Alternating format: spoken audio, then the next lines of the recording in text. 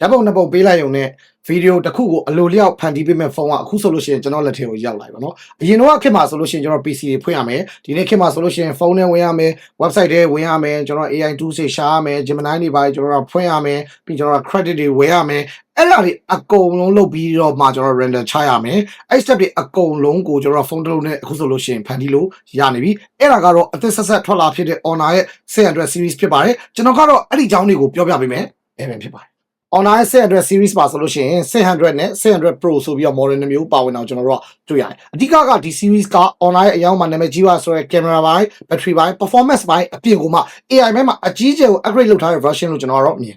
2026ခုနှစ်မှာထွက်လာတဲ့ဖုန်းဖြစ်တာဖြစ်တဲ့ကြောင့် Android 16ကိုမှ Magic OS 10နဲ့လာတော့ကျွန်တော်တို့ကတွေ့ရတယ် out of the box ရမယ်ပေါ့နော်ပိုပြီးကောင်းတဲ့ချက်ကိုပြောရမယ်ဆိုလို့ရှိရင်ဒီ application တွေအများကြီးသုံးတဲ့ multitasking သုံးတဲ့အခါကျလို့ရှိရင်တော်တော်လေးကိုမှ smooth ဖြစ်တဲ့ experience တွေရတယ်နောက် application တွေ switch လုပ်တဲ့အခါကျလို့ရှိရင်လည်းတော်တော်လေးကိုမှမြန်တာတွေ့ရတယ် animation ဘက်မှာဆိုလို့ရှိရင်လည်းအရင်ကမှ smooth ဖြစ်သွားတယ်တော်တော်လေးကိုမှကြည့်ရတာ eye candy ဖြစ်တယ်လို့ကျွန်တော်တို့မြင်ဒီဇိုင်းပိုင်းပြောရမယ်ဆိုလို့ရှိရင်တော့ Honor အနေနဲ့ကဗျာဒီနေ့ရဲ့ number series ကိုအရင်မှအားစိုက်ထားလို့ကျွန်တော်မြင်Honor ကိုယ်တိုင်ကိုကတော့ဘယ်လိုပြောထားလဲဆိုတော့ the most exquisite design in the history of Honor and series ဆိုပြီးတော့ပြောထားတယ်အဲ့ဒီစကားကတကယ်တမ်းကြာ marketing လို့ထင်နိုင်ပေမဲ့ဒီဖုန်းကိုမြင်လိုက်တာနဲ့ Honor ကိုယ်တိုင်ကဘယ်လောက်တိတ် confidence ရှိလဲဆိုတာကျွန်တော်အနေနဲ့နားလည်သွားတယ်အယောင်နေနဲ့ဆိုလို့ရှိရင်စုစုပေါင်း3ရောင်လာမယ် orange ရယ် black ရယ် golden white ရယ်ဆိုပြီးတော့3ရောင်လာမယ်အဲ့3ရောင်ထဲမှာတော့ကျွန်တော်မျိုးလုံးထဲမှာအရင်မှ eye catching ဖြစ်တဲ့အယောင်ပြောရမယ်ဆိုလို့ရှိရင်တော့ orange color လေးပေါ့နော် orange color လေးကဗျာကြည့်လိုက်တာနဲ့လုံးဝမှ premium phone တစ်လုံးဆိုတဲ့ look ကိုအပြည့်အဝအောင်မှခံစားရတယ်ပေါ့နော်ကျွန်တော်တို့ထဲကိုရောက်လာတဲ့အယောင်လေးကတော့အမဲရောင်လေးကလည်းတော်တော်လေးမှတည်တည်ငြိမ်ငြိမ်နဲ့ elegant ဖြစ်တယ်လို့တော့ကျွန်တော်ကတော့မြင်တယ်နောက်တစ်ယောက်က golden white ပေါ့နော် golden white ရောင်လေးကတော်တော်လေးမှလှတယ် overall နဲ့ပြောရမယ်ဆိုလို့ရှိရင်ဒီနှစ် Honor ကထွက်တဲ့3ရောင်လုံးကတော်တော်လေးမှ eye catching ဖြစ်တဲ့အယောင်လေး elegant ဖြစ်တဲ့အယောင်လေးလို့ကျွန်တော်တို့မြင်ဖုန်းရဲ့နောက်ကျောဘက်ကဆိုလို့ရှိရင်သူကဒီ Mac Metal ကိုအသုံးပြုပေးထားတာဖြစ်တဲ့ကြောင့်ဒီဖုန်းကလက်ပွေရိုက်ပါမထင်ဘူးတော်တော်လေးမှ build quality ကကောင်းသွားတယ်လို့ကျွန်တော်ကမြင်တယ်ဖုန်းရဲ့အလှတရားကိုလည်းမထိခိုက်တော့ဘူးเนาะကျွန်တော် Honor ရဲ့400 series တုန်းကလည်း review လုပ်ခဲ့ပြီးပဲเนาะအဲ့တော့ဆိုလို့ရှိရင်သူကဒီ plastic ကိုသုံးထားရဆိုပေမဲ့ဒီတစ်ခေါက်ကျတော့သူက Mac Metal ကိုသုံးပေးထားတဲ့အချက်က design ဘက်မှာဆိုလို့ရှိရင်အရင်မှ upgrade ဖြစ်လာတဲ့ build quality ဘက်မှာဆိုလို့ရှိရင်အရင်ရောက်မှကောင်းသွားတယ်လို့ကျွန်တော်မြင်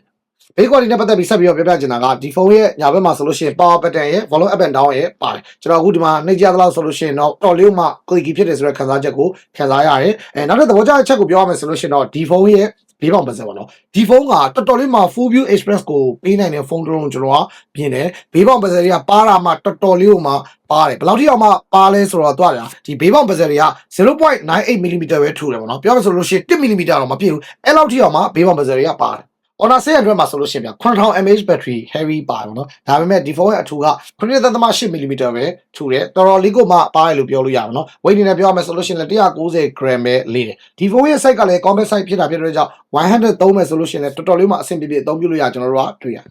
ဒီဖုန်းကကျွန်တော်တစ်ဆက်တည်းပြပြချင်တာဒီဖုန်းရဲ့ action button ကြောင့်ပေါ့နော်ဒီဖုန်းရဲ့ action button ကဘယ်လိုမျိုးအလုပ်လုပ်လဲဆိုတော့သူကတစ်ချက်နှိပ်လိုက်လို့ရှိရင်သူက camera နဲ့ဝင်သွားတယ်နှစ်ချက်နှိပ်လိုက်လို့ရှိရင် AI suggestion နဲ့ဝင်ထားတယ်ဒါကတော့ကျွန်တော်ဒီဟာလေးကိုကျွန်တော် customize လုပ်ထားပါတော့အဲ့တော့မိတ်ဆွေကကိုယ်စိတ်ကြိုက်ဒီ action button ကိုအသုံးပြုဖို့အတွက် customize လုပ်ထားမယ်ဆိုလို့ရှိရင်လည်းလုပ်ထားလို့ရတယ် durability ဘိုင်းမှာဆိုလို့ရှိရင်လည်းဒီဖုန်းက IP68 69 69K water and dust resistantပါဝင်တာဖြစ်တဲ့ကြောင့်ဒီဖုန်းကဗျာဒီရေးဆိုးတာရေးစိတ်တိုင်းဘာမှကြောက်စရာမလိုဘူးပေါ့နော်အခုလိုမျိုးမိုးရသည်မှာဆိုလို့ရှိရင်ပိုတော်မှဒီဖုန်းကဝယ်ယူပြီးတော့အသုံးပြုသင့်တယ်လို့ကျွန်တော်တော့မြင်တယ် display နဲ့ပြောရမယ်ဆိုလို့ရှိရင်တော့ဒီဖုန်းက 6.5 crane လက်မရှိတဲ့ display ကိုမှ AMOLED screen နဲ့လာမယ် 120Hz refresh rate ရမှာပေါ့နော် display ဘိုင်းမှာချီးကျူးရမယ့်ချက်ကိုပြောရမယ်ဆိုလို့ရှိရင်ဒီဖုန်းရဲ့ brightness ကတော်တော်လေးကိုမှကောင်းတယ်ဘယ်လောက်ထိအောင်မှကောင်းလဲဆိုတော့ဒီဖုန်းက8000 nit peak brightness ရအောင် Honor ကတေချာလေးကျုံးလုပ်ပေးထားပါတော့အဲ့ဒီချက်ကြောင့်ဒီဖုန်းဒီ outdoor visual တွေမှာကျွန်တော်တို့တော်တော်လေးမှကောင်းမယ်မြင်သာပြောရမယ်ဆိုလို့ရှိရင်7နိုင်နေရာအောက်တက်မှာဒီဖုန်းကိုအသုံးပြုမယ်ဆိုလို့ရှိရင်တော့မှကိုမျက်နှာကြီးကိုပြန်မြင်ရတာတို့ဒီ display ပေါ်မှာဖြူသွားတာတို့အဲ့လိုမျိုးတွေမရှိတော့ဘူးတော်တော်လေးမှ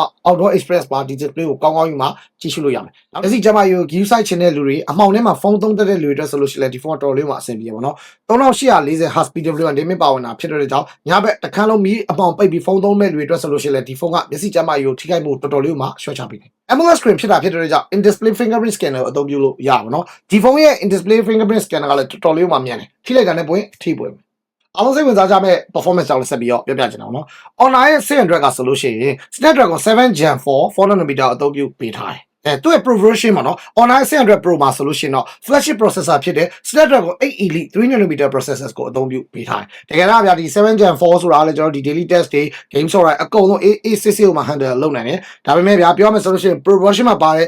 SoC ကကြာ flagship SoC ဖြစ်တာဖြစ်တဲ့ကြောင့်ဒီ game တွေကိုပို့ပြီးတော့ ပို့ပြီးတော့ကောင်းအောင်ကစားလို့ရမယ်နောက်တစ်ခါကျဒီ AI processing မှာပို့ပြီးတော့ကောင်းသွားမယ် video editing မှာပို့ပြီးတော့အားသာသွားမယ်ဒါကတော့အကုန်လုံးလည်းသိပြီးသားဆိုအထွေထူးမပြောတော့ဘူး performance တွေအကုန်လုံးတော့ဒါ first impression video ကြတော့ကျွန်တော် review ကြလို့ရှင်တော့ကျွန်တော်တေချာလေးလုပ်ပြီးဖို့ကျွန်တော်မှာအစီအစဉ်ရှိတယ်ဒီမှာတစ်ခုဖြစ်ပြီးတော့ပြောရမှာကဒီဖုန်းတွေကဆိုလို့ရှိရင်ဗျာသူကဒီ cooling system မှာ upgrade လုပ်ပေးတာဖြစ်တဲ့ကြောင့် game ကိုအကြာကြီးကစားမဲ့လူဒီ long time gaming session တွေအတွက်ဆိုလို့ရှိရင်အများကြီးအထောက်အကူဖြစ်မယ်လို့လည်း Honor ကတော့ဆိုထားတယ် battery နဲ့ဆိုလို့ရှိရင်တော့ကျွန်တော်ရင်တော့ review လုပ်ခဲ့တဲ့ Honor 400မှာဆိုလို့ရှိရင်6000 mAh battery ကိုမှသူ silicon carbon battery နဲ့လာတယ်နော်ဒီမှာ upgrade ဖြစ်သွားတဲ့အချက်ကိုပြောရမယ်ဆိုလို့ရှိရင် Honor 700မှာဆိုလို့ရှိရင်9000 mAh battery ကို silicon carbon battery ကိုအသုံးပြုပေးထားရဆိုတော့1000 mAh ပို့ပြီးတော့ upgrade ဖြစ်လာပါတော့ battery cycle ကောက်ကလည်း1600လောက်ထိသုံးလို့ရမယ်လို့ Honor ကဆိုထားတယ်အဲ့ချက်ကိုလည်းကျွန်တော်သဘောကျတယ်နောက်တစ်ခုကကြတော့ဒီဖုန်းမှာဆိုလို့ရှိရင်သူက80 watt supercharge နဲ့လာမယ်ပေါ့နော်ဒါပြုံမှာသူကဒီ reverse charging မှာဆိုလို့ရှိရင်လည်း27 watt reverse charging ပါမယ်ဒီမှာတစ်ခုဖြစ်ပြောရမှာကဒါကတော့ online 700 online 700 Pro မှာဆိုလို့ရှိရင်80 watt supercharge နဲ့ကျွန်တော်တို့ကအားသွင်းလို့ရတယ်ဒါပေမဲ့ mic တစ်ချက်ကိုပြောရမယ်ဆိုလို့ရှိရင်တော့50 watt သူက wireless charging ပါလာပါတော့ဒီနေ့ခေတ် EV ကားတော်တော်များများမှာပေါ့နော်ဒီ flagship EV ကားတွေမှာဆိုလို့ရှိရင်သူက50 watt ထိ wireless charging က support ပေးတယ်အခုဘယ်လိုပဲဖြစ်ဖြစ် online 700 Pro မှာဆိုလို့ရှိရင်50 watt wireless charging ကို support ပေးတာဖြစ်တဲ့ကြောင့် flagship EV ကားတွေမှာအားသွင်းမယ်ဆိုလို့ရှိရင်တော်တော်လေးမှမြန်တဲ့ wireless charging system ကိုအသုံးပြုလို့ရမယ်လို့ကျွန်တော်အနေနဲ့သတင်းကောင်းအနေနဲ့ပြောပြချင်ပါတယ်Honor ရဲ့ number series camera တွေကဘယ်လောက်ထိကောင်းလဲဆိုတော့ကျွန်တော်ရင်းတော့ video တွေအများကြီးမှလုပ်ခဲ့ဘူးပေါ့နော်။ကောင်းဆိုလို့ရှိရင်လည်းဗျာဒီဖုန်းရဲ့ camera ဆိုလို့ရှိရင်ဒီပြင်သစ်နိုင်ငံ Paris မြို့မှာရှိတဲ့ Hakon Studio နဲ့ collaboration လုပ်တာပေါ့နော်။ Hakon Studio ရဲ့ color science ကဘယ်လောက်ထိကောင်းလဲဆိုတော့ကျွန်တော်အရှိမလည်းအများကြီးမှပြောပြခဲ့ပြီးပြီ Honor 700 series မှာဆိုလို့ရှိရင်လည်း camera ကောင်းတယ်ဆိုတဲ့ဂုဏ်ပုဒ်ကအပြည့်အဝအောင်မှဆက်ပြီးတော့ရှိနေတော့မယ်200 megapixel camera နဲ့ lineဒီမှာအဓိကချီးကျူးခြင်းတဲ့ချက်ကိုပြောရမယ်ဆိုလို့ရှိရင်ဒီဖုန်းရဲ့ sensor size ဒီဖုန်းရဲ့ sensor size က 1/1.4 inches ရှိတာဖြစ်တဲ့အတွက်ကြောင့်အလင်းစုပ်ယူတာတော်တော်လေးမှကောင်းတယ်တော်တော်များများကနားလည်မှုလွဲတာက megapixel အများကြီးပါရင် camera တွေကောင်းမယ်လို့တချို့ကတော့ထင်ကြတယ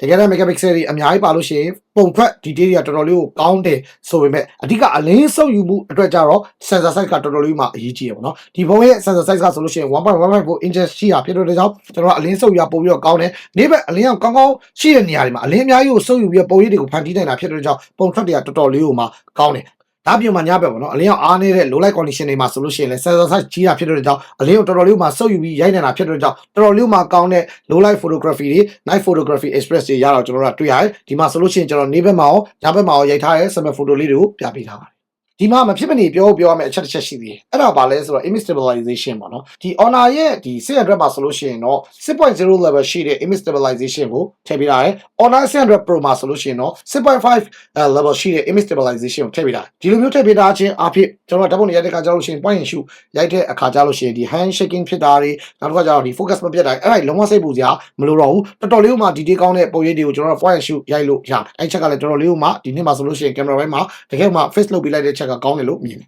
နောက်ပြီးတော့ပုံတွေကိုဇုံဆွဲရိုက်ချင်တဲ့လူတွေအတွက်ဆိုလို့ရှိရင်လည်း Honor ရဲ့600 Pro မှာဆိုလို့ရှိရင် 3.5x optical zoom ထိဆွဲလို့ရတယ်ကျွန်တော်အရင်တော့ဆိုလို့ရှိရင် 100x zoom ကအများဆုံးဆွဲလို့ရပါတော့ဒါပေမဲ့ digital မှာဆိုလို့ရှိရင်တော့ Honor ရဲ့600 Pro မှာဆိုလို့ရှိရင် 120x zoom အထိတောင်မှ digital zoom ကိုဆွဲလို့ရတယ်နောက်ပြီးတော့ content creator အတွက်သတင်းကောင်းပါဆိုလို့ရှိရင် main camera မှာဆိုလို့ရှိရင်လည်း CIPA 7.0 level ရှိတဲ့ AI stabilization ပါတယ်အဓိကတော့ဒီ features ကဘယ်လိုလုပ်တာလဲဆိုတော့ကျွန်တော်တို့ဗျာဒီဖုန်းလေးပေါ့နော် vlog တွေရိုက်တဲ့ခါကျလို့ရှိရင်လမ်းလျှောက်ပြီးတော့ကျွန်တော်တို့စကားပြောပြီးရိုက်တဲ့အချိန်ပဲဖြစ်ဖြစ်ဟိုလှုပ်ရှားနေတဲ့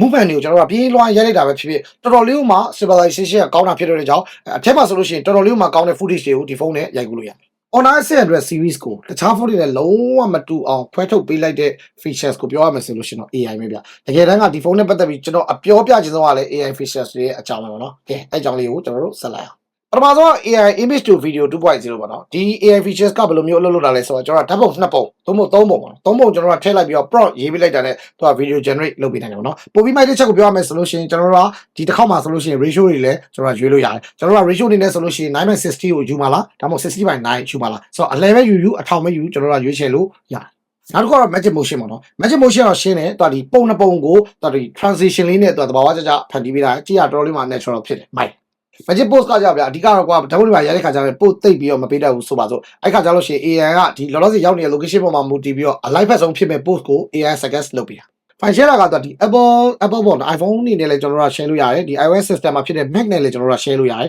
ဆိုတော့အရင်တော့ဆိုလို့ရှိရင်ဗျာ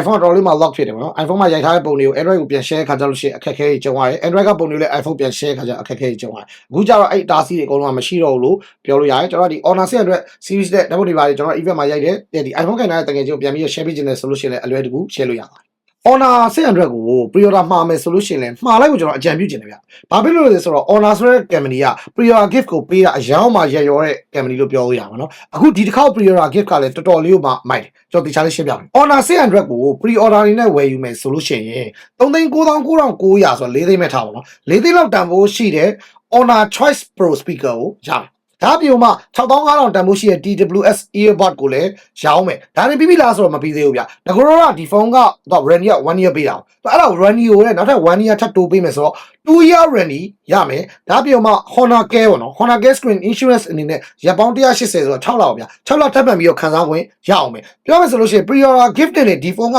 မှာမယ်ဆိုလို့ရှိရင်တော်တော်လေးမှတန်နေပြီလို့ကျွန်တော်တော့မြင်တယ် Honor 600ကတော့ပြီးပြီHonor 600 Pro ကို pre-order မှာမယ်ဆိုလို့ရှိရင်ရမယ်လက်ဆောင်တွေကပိုတော်မှလမ်းသေးတယ်အရှိမလို့ပဲသူက Honor Choice ပေါ့နော်3,99,900တန်ဖိုးရှိတဲ့ Honor Choice Pro speaker ကိုရမယ်ဒါအပြင်ကိုမှ3,99,900တန်ဖိုးရှိတဲ့ Honor Choice earbud clip ကိုလည်းထပ်ပြီးတော့ရအောင်မယ်ဒါပြုံမှာကျွန်တော်ရှေ့မှာပြောခဲ့သလိုပဲ warranty တွေကတော့1 year warranty ကိုထပ်တိုး1 year ထပ်ပေါင်းပေးလိုက်တာဖြစ်တဲ့ကြောင့်2 year warranty ရမယ်ပြီးတော့ဒီ Honor Care Screen Insurance ကကြတော့ရပေါင်း180ဆိုတော့6လတိတိရမယ်ပေါ့နော်ဆိုတော့ဒီ pre-order kit တွေအားလုံးပေါင်းမယ်ဆိုလို့ရှိရင်15သိန်းကျော်တန်ဖိုးရှိတယ်ပေါ့နော်ဒါကြောင့် Honor 600 Pro ကိုဝယ်ယူမယ်ဆိုလို့ရှိရင်လည်း pre-order ကာလမှာဝယ်ယူတာကအတန်ဆုံးဖြစ်လိမ့်မယ်လို့ကျွန်တော်အနေနဲ့သတင်းကောင်းပါချင်တယ်အဓိကဒီဖုန်းမှာ highlight နေနဲ့ပြောရမယ့်ချက်ကိုပြောရမယ်ဆိုလို့ရှိရင်တော့ AI မှာဒီနေ့ AI ခက်ကြီးမှာဆိုလို့ရှိရင် Honor ကဒီဖုန်းမှာ AI နဲ့ပတ်သက်တဲ့ features တွေအများကြီးကိုမှမိတ်ဆွေတွေကိုထည့်ပေးထားတယ်ဆိုတော့ဒီဖုန်းကိုဘယ်လိုလူတွေကိုညွှန်းပေးတယ်လဲဆိုတော့လွယ်လွယ်လေးပါမိတ်ဆွေတွေနဲ့ဗျာ all round တက်လည်းအဆင်ပြေရမယ် AI ဘက်မှာလည်း features တွေအစုံဆုံးပါတဲ့ဖုန်းတစ်လုံးကိုရှာနေဆိုလို့ရှိရင်တော့ Honor 600 Pro ကဈေးကွက်တွေကိုရောက်ရှိနေပါပြီလို့ပြောနေပဲဗီဒီယိုလေးဒီမှာပဲဆုံးသက်ပေးကြပါမယ်ခင်ဗျာ